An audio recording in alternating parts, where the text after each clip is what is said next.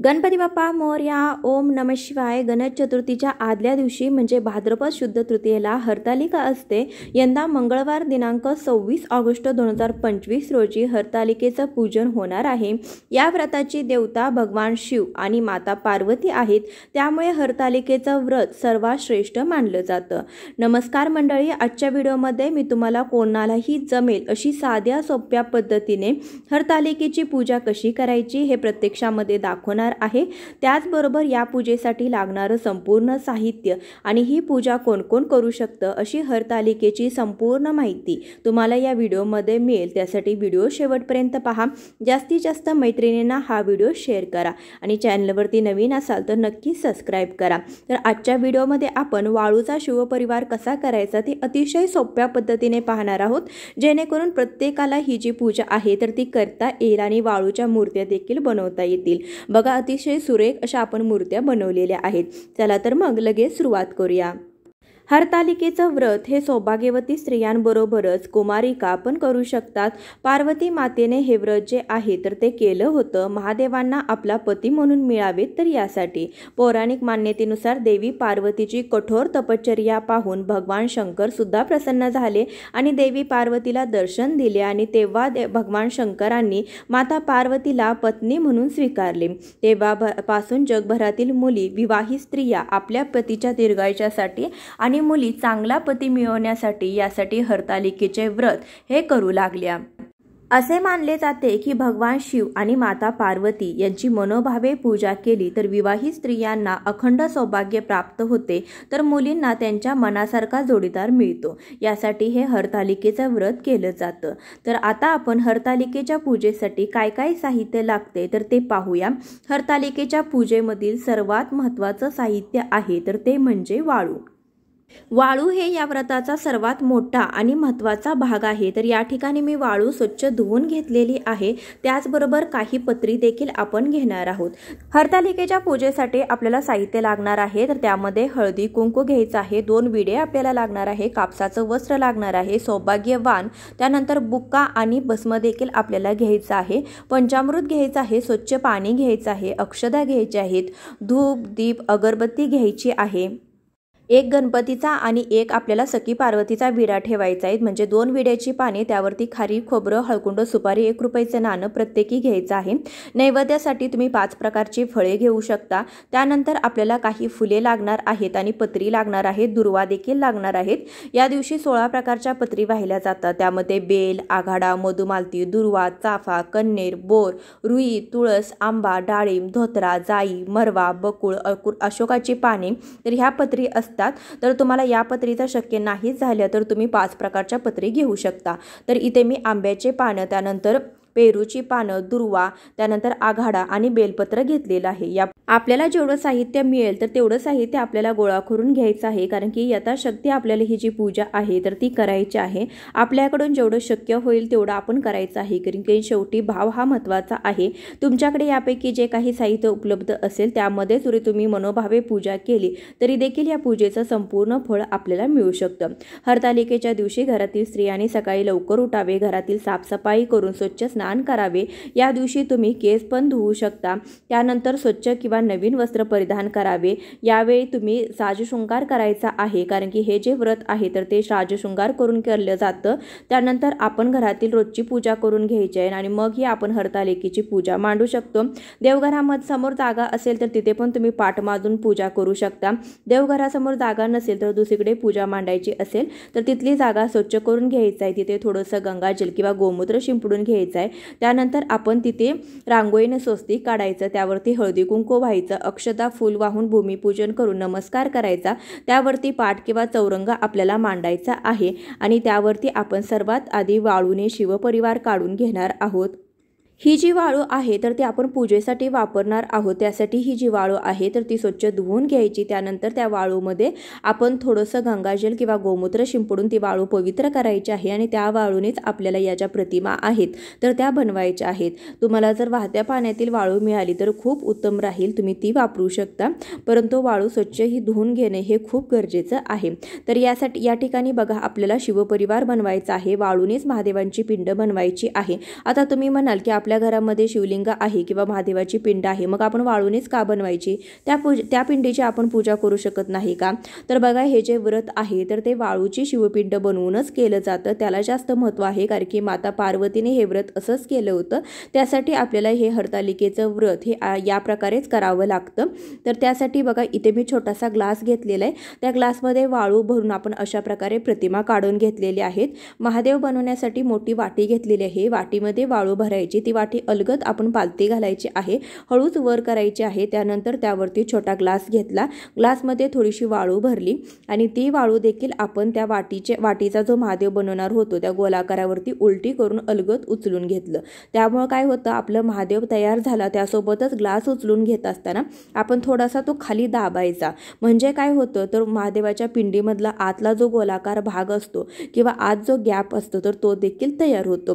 त्यानंतर निमुळता भाग आहे तर तो हाताच्या पद्धतीने आपण असा बनवून घ्यायचा. तर इथे मी कोणत्या प्रतिमा बनवलेल्या आहेत, तर माता पार्वतीने 5 सख्यांबरोबर ही जी पूजा आहे तर ती केली होती. त्यासाठी सर्वात पुढे जे आहे तर ते माता पार्वती आणि सखी आहे. उजव्या बाजूला गणपती बाप्पा, डाव्या बाजूला आपण नंदी महाराज बनवलेले आहेत आणि पाठीमागे 4 सख्या आणि मध्ये महादेवांची पिंड असा आपण शिवपरिवार बनवलेला आहे.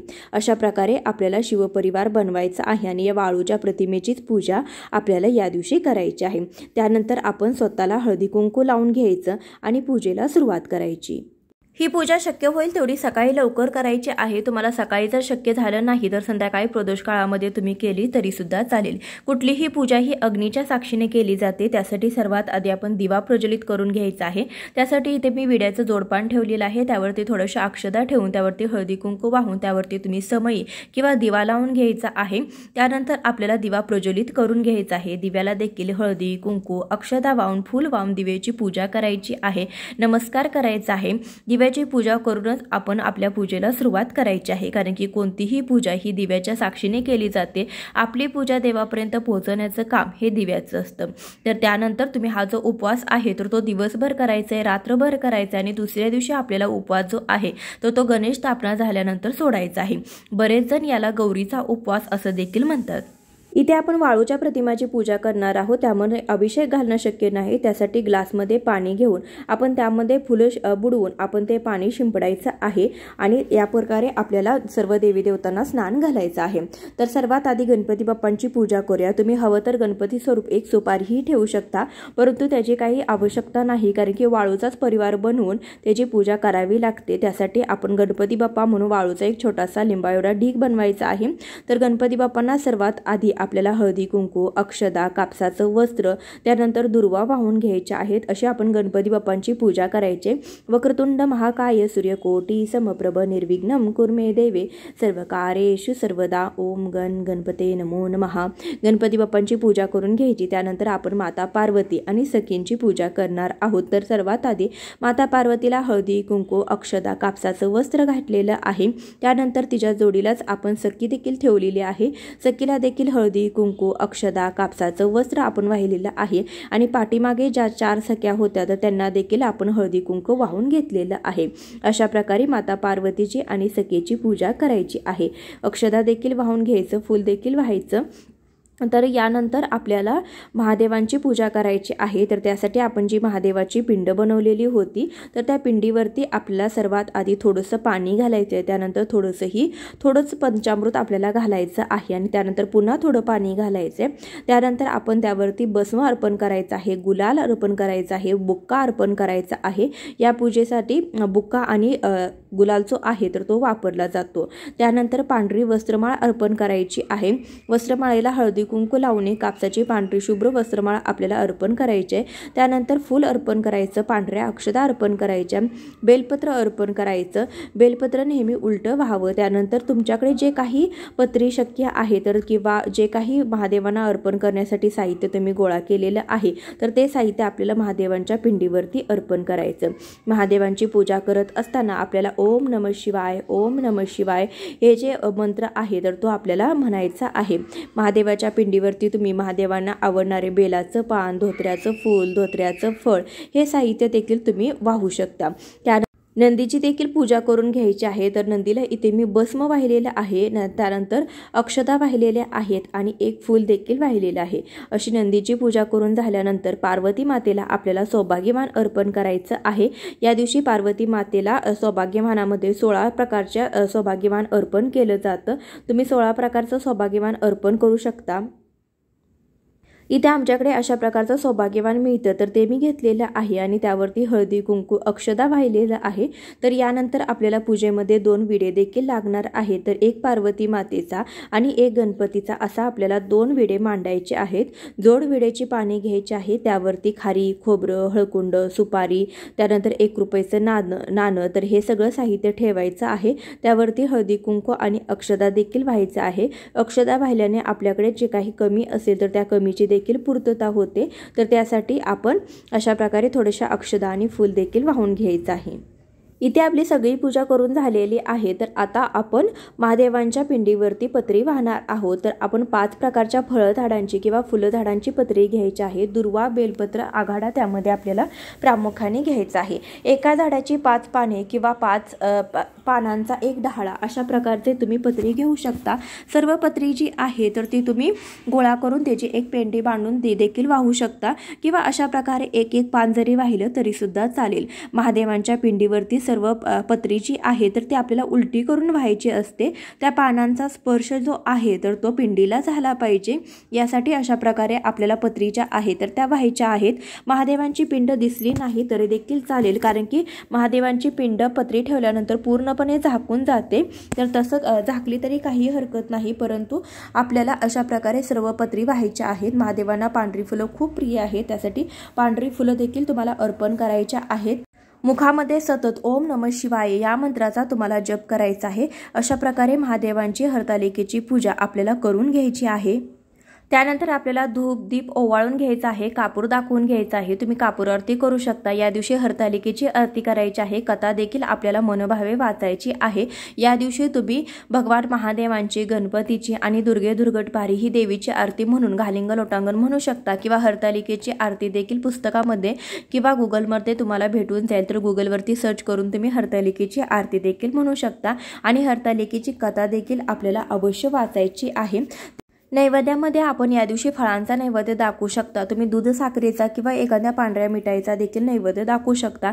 गणपती बाप्पांसाठी गुळ खोबऱ्याचा नैवेद्य दाखवू शकता। पाण्याने भरीव चौकोनी मंडल करायचं आहे, त्यावरती नैवेद्य ठेवायचा आहे। बोटाने 3 वेळा आपल्याला पाणी फिरवायचं आहे।